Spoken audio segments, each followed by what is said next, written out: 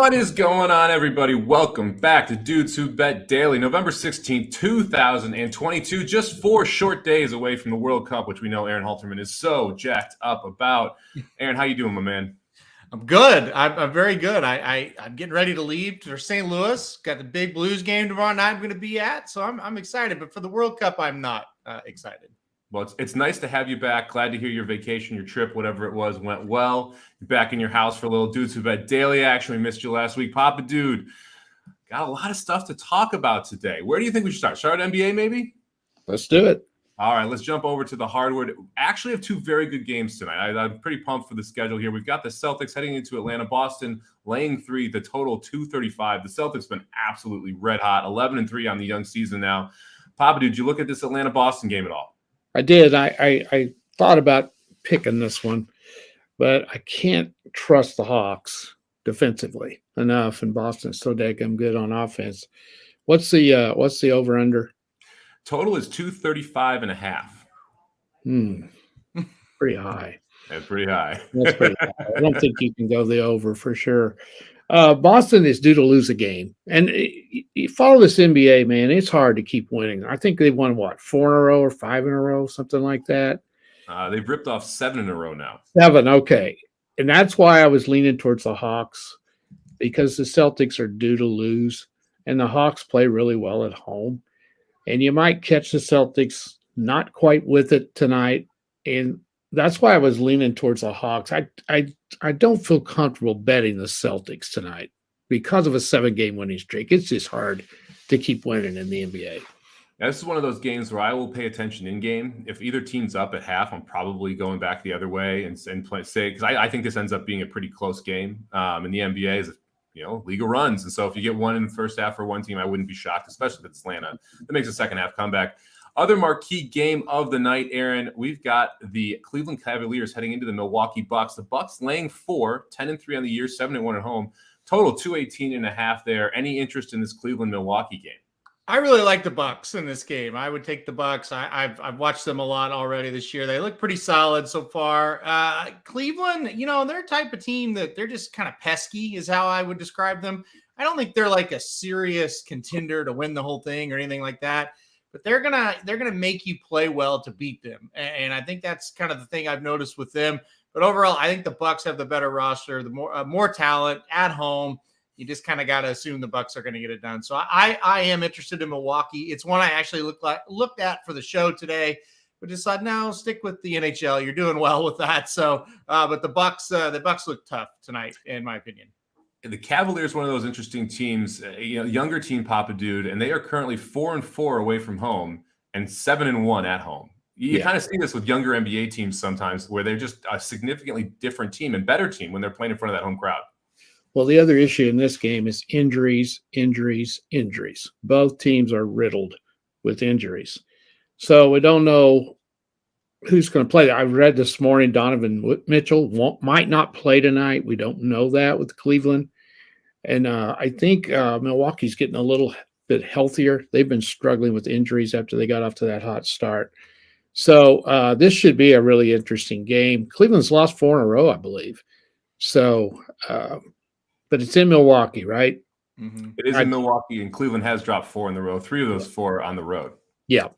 I think I would stick with the Bucks in this one because I don't know whether Donovan Mitchell's going to play. And in these NBA games, if there's a question mark, you ought to stay away from them because you don't know for sure what you're going to get. So, yeah, the Cavaliers season been interesting so far. They lose to the Raptors opening night, rip off 8 straight, and then lose 4 in a row. That's how you get to 8-5. So a unique way to get that done. All right, we're not going to talk much NHL tonight. Aaron's best bet coming from there, but we do have 3 marquee college football games coming at us here. Actually, no team with a winning record tonight playing, which is always. I'm sorry, Eastern Washington. You're 6-4. So we do have 3 Maction games. Last night, Maction delivered like crazy. I mean, I don't know if you guys watched that Toledo game. Wild ending. Toledo's quarterback announced out right before the game. The total drops from 50 all the way to 45.5. They almost Bowling Green almost scores 45.5 themselves, getting 42 on the board. Just a crazy game. We got more action from Action tonight. We'll start out with Eastern Washington heading into Kent State. Kent State laying 7.5 for the second week in a row. Pretty decent sized favorite here. Real quick note, all three of these games are expecting some type of snow, and it will be sub 32 for all three of them. So expect some weather here. Aaron, did you like anything in the Eastern Washington-Kent State game? Well, if it was Eastern Washington, I'd take Kent State, but it's Eastern Michigan. And so so you know what? I'll take a little flyer on a plus money on Eastern Michigan in this game. These MAC games have been weird for the action this year. I'll take a little flyer on them. Like you said, they are the only team with a winning record that's playing tonight. Now, Kent State absolutely annihilated Bowling Green last week. And then Bowling Green, like you said, comes back and beats Toledo at Toledo. So this conference is weird, right? So I'll take a little flyer on Eastern Michigan in this Kent State game. At times, Kent State's look good. At times, they have been really brutal. Papa Dude kind of pointed it out. They got off to a terrible start because their scheduling was so tough. But I'll take Eastern Michigan in this game tonight. Yeah, the brutal loss to Miami, Ohio last week for Kent State, Papa Dude. I mean, you just cannot be losing to them in this conference. They're not good. Where did you end up here? Did you play or look at this Eastern Michigan-Kent State game? Well, I got killed on the Kent State Bowling Green game last week, I believe. Yep. And I like Eastern Michigan with the points a lot tonight. And Bowling Green, okay, let's figure them out. Rolling into that game with Kent State last week, and they score 6 points. Mm-hmm. Then they go into Toledo, and even though Toledo's quarterback's out, their defense is still there. And then what they score, 45, 42? 42, yeah. Yeah, so no, I am not betting the MAC. Now, as far as the weather, it ain't going to bother those guys. It's cold and snowy all the time up there. I like to watch those games in the snow. That was pretty cool last night in Toledo. I love me a good snow game. The one game of the year in the NFL where it's just like 7 inches of snow and everyone's sliding everywhere. It's a blast, man. It brings you back to the Turkey Bowls that I played in high school when you're just covered in snow there. All right, I'm going to pick the Miami, Ohio, Northern Illinois game, so we'll talk about that one later. So let's talk about the battle of Central Michigan and Western Michigan here. Two MAC teams trying to really assert themselves. Western Michigan coming in pretty atrocious on offense, 3-7 for the year, 2-4 in division. Central Michigan laying 10. I'm not sure if they should be laying 10 to anyone, but laying 10. Total here at 49.5. Papa Dude, you going to go with Central Michigan or you going Western Michigan here? I picked Central Michigan simply because it's home. I think this is probably a rivalry, I would think. Oh, yeah, it's a pretty good rivalry, I believe. So, I mean, if you really like football and you want to see good games, I mean, all three of these ought to be really good tonight. They really should.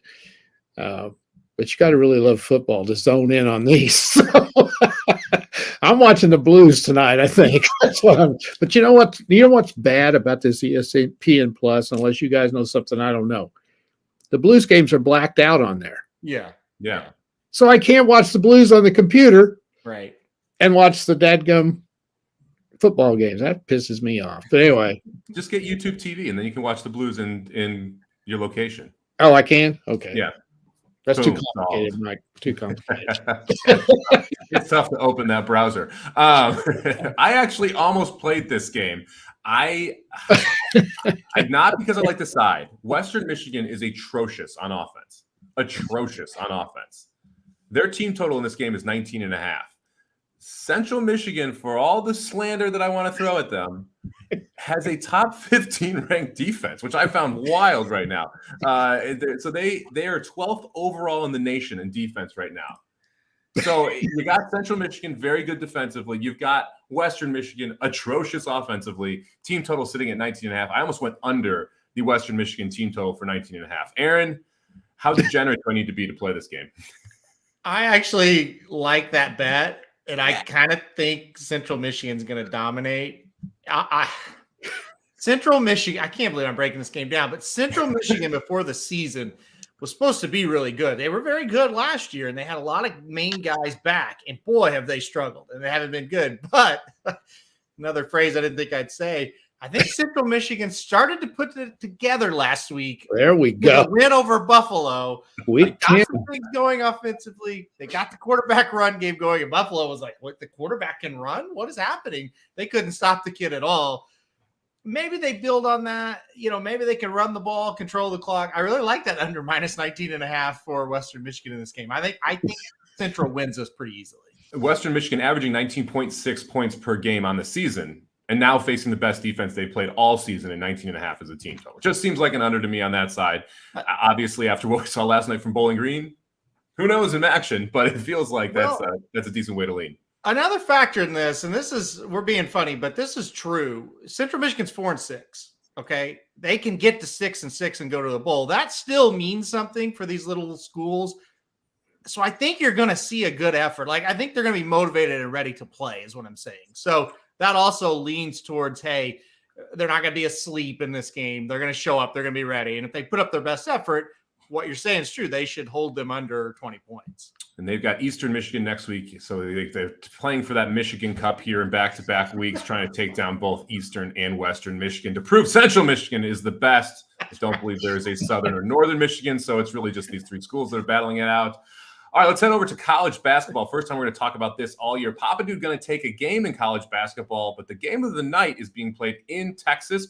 Papa Dude's favorite school, as you can tell by the background. Gonzaga heading in there, number 2 in the nation, undefeated, one of the favorites to win the title, yet catching 2 points in Texas. What do you think of that, Papa Dude?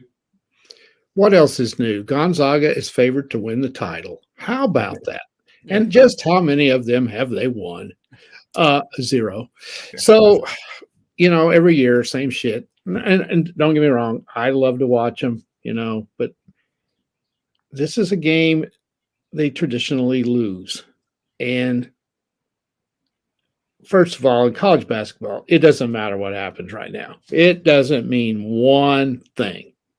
They could go in there and win by 20. It doesn't mean a thing. Texas could beat them by 20. It doesn't mean a thing. That's the thing about college basketball. You lose 5 or 6. It doesn't make any difference. You get on a roll and get to playing towards the end of the season, you're a threat. I don't know much about Gonzaga. I know they lost some players.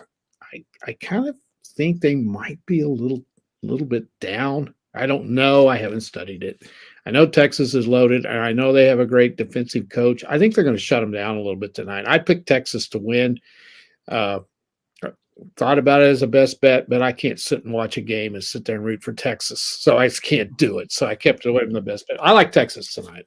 Yeah, Timmy returns for what feels like his 7th season with Gonzaga. I think he's been there forever. It's just kind of crazy. I would lay the 2 with Texas as well here. I agree with you, Papa Dude. This is a game they just seem to lose consistently. 2 is a pretty short number there. Aaron, any interest in this one? Gonzaga, big. Lock it up. Not so fast, my friends, both of you. Come on. Gonzaga goes into Texas. Forget about it. Big win for Gonzaga tonight. They only beat Michigan State by a point last time out. Texas, I would say, is a little bit better school, although Michigan State did have a big win last night in double overtime, getting the job done there. All right, let's head over to the race of the day. It's going to be a new feature that we've been doing, but I just named it now. Race of the day is going to be Churchill, race number 9 today. I actually thought this was a really interesting race when I broke it down. It's a $127,000 allowance. Non-winners have won for 3-year-olds and up. I mentioned that because there's only one 4-year-old in the field. Papa Dude, where'd you go here, Churchill, race 9? Well, if this is the race of the day, then there's not much of races today. Now, it is an interesting one. I'll give you that. Well, it looks like 2-year-olds in race 8, but I figured that would just not go well. Oh, that'd blow my mind if you did that. But anyway, it seems to me like all these horses are very similar, right? Most of them very impressive maiden win and then flopped in the next one. Am I right on that? That's kind of the way I read most of these horses. And several of them ran early in the year, broke that maiden, then went into an allowance race, and that's been laid off since, which means they seasoned them a little bit. So you just got to pick the one you like the best out of here. That because all of their results are pretty much the same, except that one horse that's ran 28 times. Can't remember what the name of that horse is. Sunny Isle Beach. Yeah, and it's taken a big jump up. I'll go ahead and stick with a favorite here because it's a Brad Cox horse, and I study Brad Cox a little bit because he comes to Oakland and kind of keep familiar with him. It kind of looks like some stuff he kind of does. Very impressive win in the maiden, won by 12 lengths. Then put the horse in an allowance about a month later. I believe it was at Churchill. Didn't run well at all. And then decided to lay the horse off. And I'm assuming it's not because of an injury, but it could have been. I don't know. But it kind of looks sometimes he does this. He'll lay them off a while and season them, and then they get better. You guys may know. Did he get hurt? Was the horse? Does anyone know? I didn't hear I anything. think in racing, you never really know. Well, true. Yeah. But I'm sticking with this one because I know what he does sometimes, and the horse was brilliant in the maiden. So I'm going to go with the number 2. I guess it's Casa de Goat, and I guess that goat stands for greatest of all time, right? I hope you don't name a horse Goat. Well, if it's it wouldn't be goat. It would be, if it's in Spanish, it would be a different word, right? Because goat is not goat in Spanish. So what's that mean then in Spanish? Smart aleck. Well, goat, I would greatest of all time. You nailed it. A goat is man. I know what a horse is, but I'm not sure what a goat is. So I'm not even trying to go there. So Papa Dude taking the 2, Casa de Goat, Brad Cox. Like you said, very good debut. Goes 2 turns. Now cutting back to 1 turn here. I'm actually going to go ahead and take the 6 horse, Sunny Isle Beach. That horse that's run 28 times in this You're spot. going to do it? All right. I'm going to do it. And I'll make the case. The only 4-year-old in the field. This is a bunch of 3-year-olds. The only 4-year-old in the field. I respect the heck out of 10 Strike Racing. Very, very smart ownership group. They claim this horse for $40K 2 back. Run the horse back for $20,000. The horse wins. Now we're jumping him back up to protected N1X company, which, by the way, is where this horse came from prior to being claimed. And I think that the trainer jump is a big difference here. So you went from a 5% trainer in David Vance to Matt Shearer, who's 17% on the year. Horse has races that fit this and also has the style I want in this spot. There's a ton of speed signed up here. A lot of horses that won at 7 furlongs setting the pace. I think the 6 horse, Sunny Island Beach, gets the trip here. And I'll take the 5-1 price from the only 4-year-old in the field. Aaron, who you got? No. Nobody is going to see the goat's front side. They'll just see the goat's backside. Casa de Goat for me, the 2 horse. Listen, won at Keeneland by 12 3/4, going 7 furlongs. Went up to that mile and 16th race, like Papa Dude said. Did not run well. Went too fast early. Kind of faded. Wasn't the thing. I have a feeling the horse kind of got injured in that race a little bit. Look at the workouts. This horse is ready. Cox has got the goat ready to roll today. Wire to wire. The goat wins this one. Just warning you. That was not a good final furlong when we went 7 furlongs to 17 seconds, which seems wild. Because we were pulling up. We were just saving it for the next race. 1 by 12 in a 17-second final furlong. Not a good look for the rest of that field. I'm telling you, we're back to a 1-turn race today. The goat drawn inside, speed.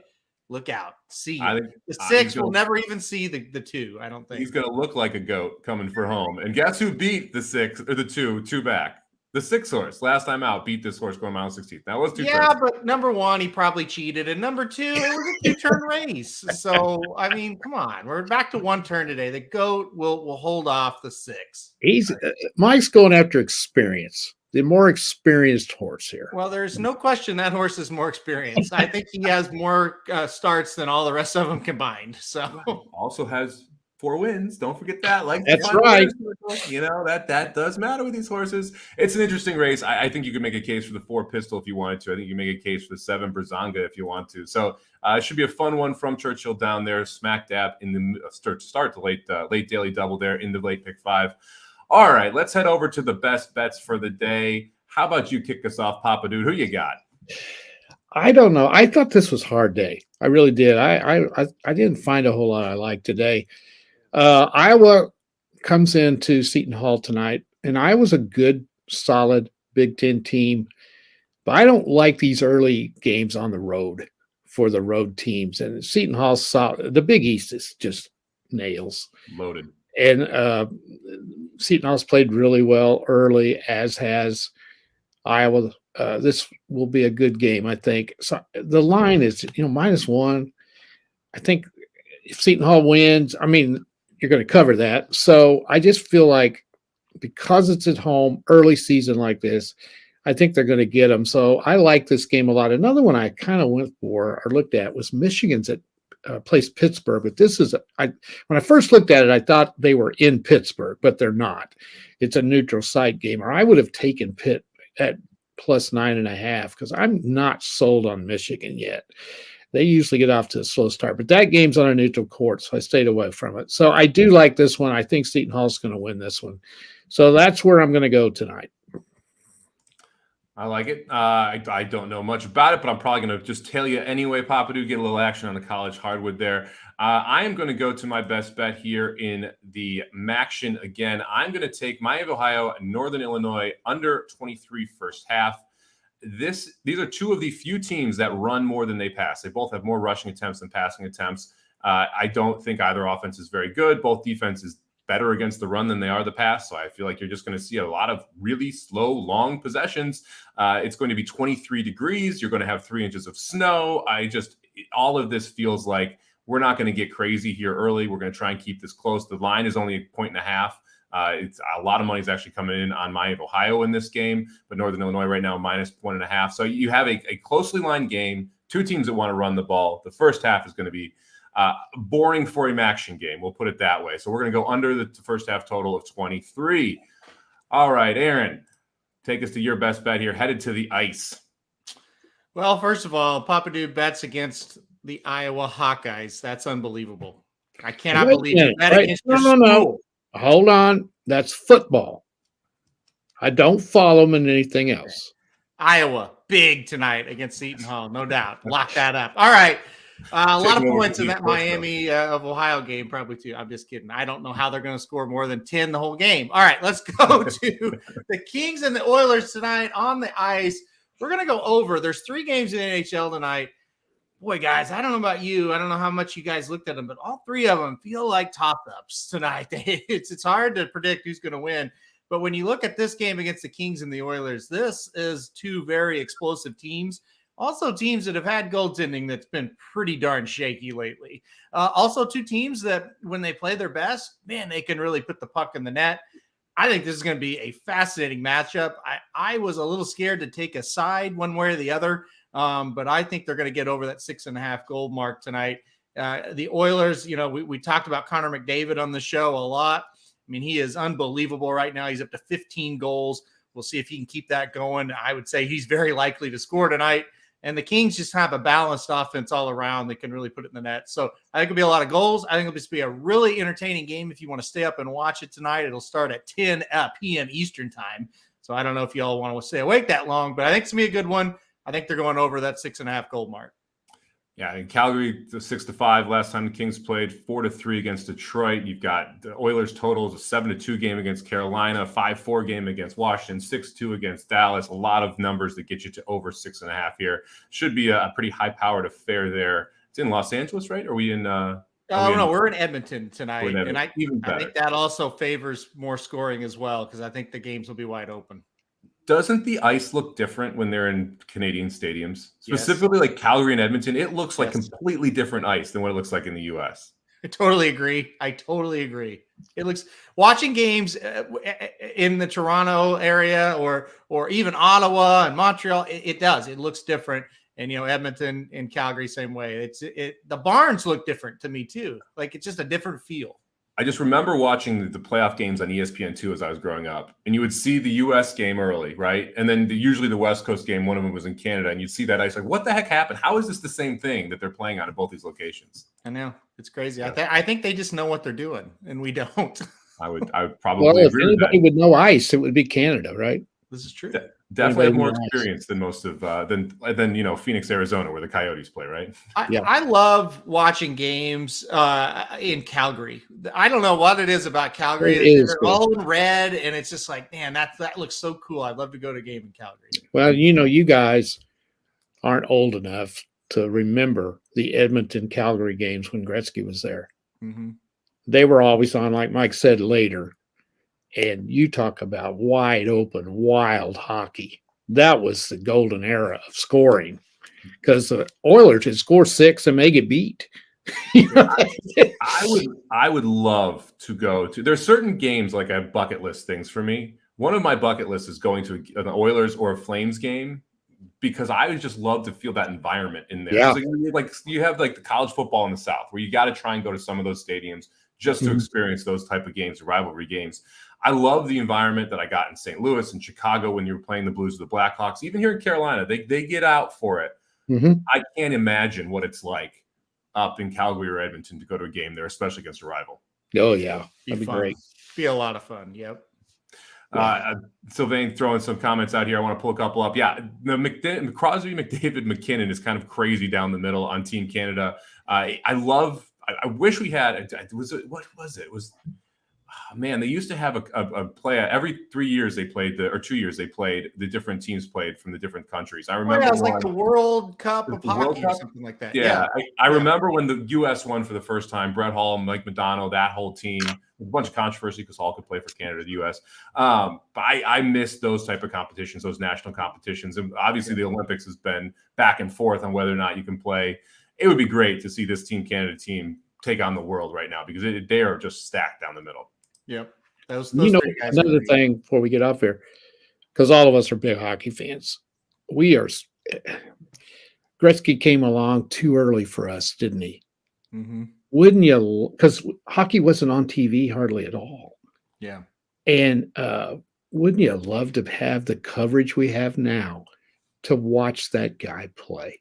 Yeah, I mean, you could literally watch him play every night now. You could, and he was, show it. Yeah. You go back in YouTube and watch some old footage of him. There's nobody even close to what that guy could do. Yeah. The 30 for 30 documentary is phenomenal with him getting traded. I think it's called The King's Ransom, about the trade from Edmonton to LA and why it went down and how it went down. Really, really good stuff from ESPN. So it's 30 for 30, A King's Ransom, Papa Dude. Check it out. You'll like I will. I'm going to do that. Yeah. And Dan says, want to know if I remember the Quebec Montreal games. I remember the fights they used to get into. I mean, they would knock down, drag. I remember one playoff game. I think almost the entire team had blood all over them. I mean, that's back when you could really fight. Like they don't do that much now.